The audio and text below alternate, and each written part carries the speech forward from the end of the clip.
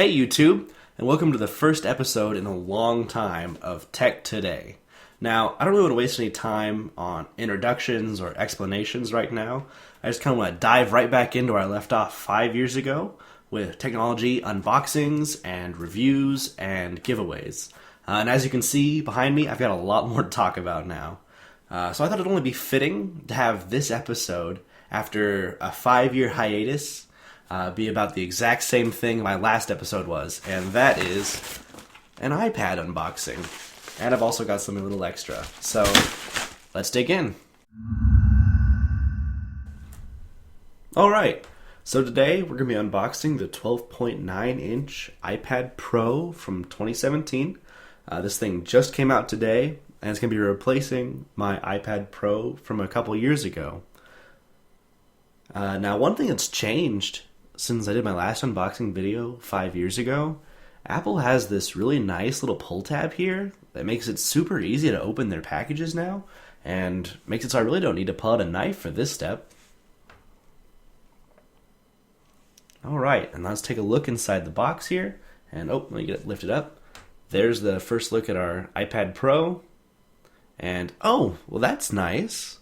I haven't seen the packaging yet, and Apple's always so unpredictable with what they're going to put on their box.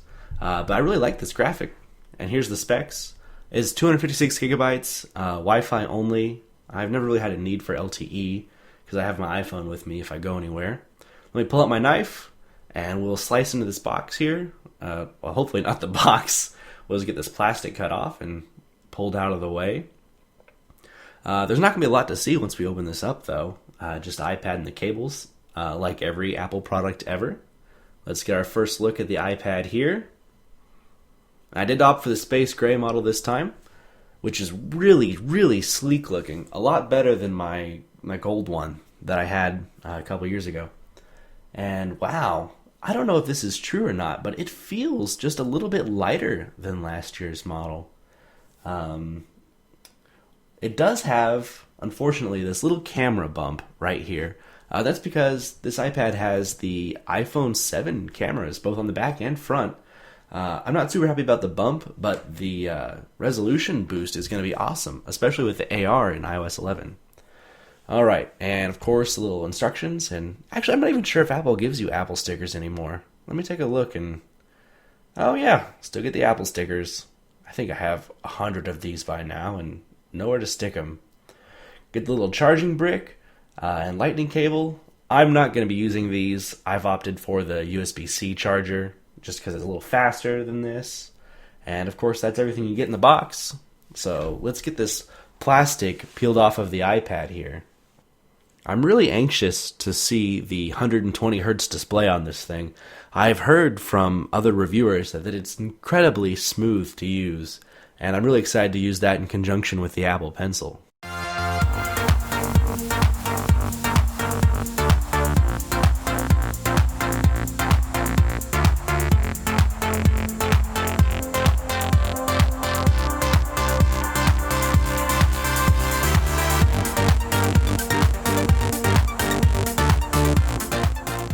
While we wait for this to finish setting up, I'm going to go ahead and pull out my other package here. This also came in the mail today. And I really like the new leather cases that Apple released with the iPad Pros so that you could slide the iPad into the leather case and then also hold the Apple Pencil at the same time. But I use a keyboard cover and I don't like the idea of using the keyboard cover in the case, so I got this pencil case instead. This was made by Belkin. It's not new. It came out the same time the Apple Pencil came out a couple years ago. But I've seen people online use it, and it looked perfect for my needs, so I went ahead and picked one up to use with this new iPad, so I wouldn't have to just throw my pencil in the bag.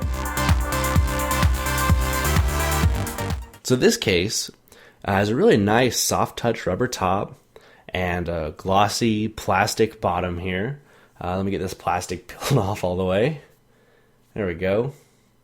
And inside, it's got a space to hold my Apple Pencil, as well as this little compartment here to hold all of his accessories, so I don't have to worry about keeping the accessories in a separate spot. Let me grab my Apple Pencil here. I also got a new Apple Pencil to go with this iPad, so I could give my old one to my wife. We get this pulled out here. I'll stick the Apple Pencil right in this case. And now, instead of just leaving the accessories in this box, I can pull these out and also stick them right here in the case. I've never used this adapter, but it's also because I've never had it on me. If I have it on me, I might have a reason to use it. So throw that in there. And I've never needed to replace my Apple Pencil tip in the 2 years I've used it, but who knows? And I can close this up and they'll be safely stored right in there. And when I'm not using when I am using, the Apple Pencil, I can pull it out and it doubles as a well, kind of a stand to hold it. So that's my Apple Pencil case, and I think it'll be a great addition and help me with my productivity when I'm using my iPad Pro. Alright, the iPad is set up now, and I'm just kind of been playing with it for a few seconds here, but I want to go over some of the new features of this second generation iPad Pro with you. First of all, the new iPad Pros has a second generation Touch ID sensor, so scanning fingerprints should be about twice as fast. And now, most prominently, these have a 120 Hz display on them, which is immediately obvious just in the couple seconds I've played around with it. It's incredibly smooth, and I wish I could somehow show this to you in video, but it's just not really possible. It's also got the camera bumps, like I've said before, up to the quality of the iPhone 7, which will be great for AR in iOS 11.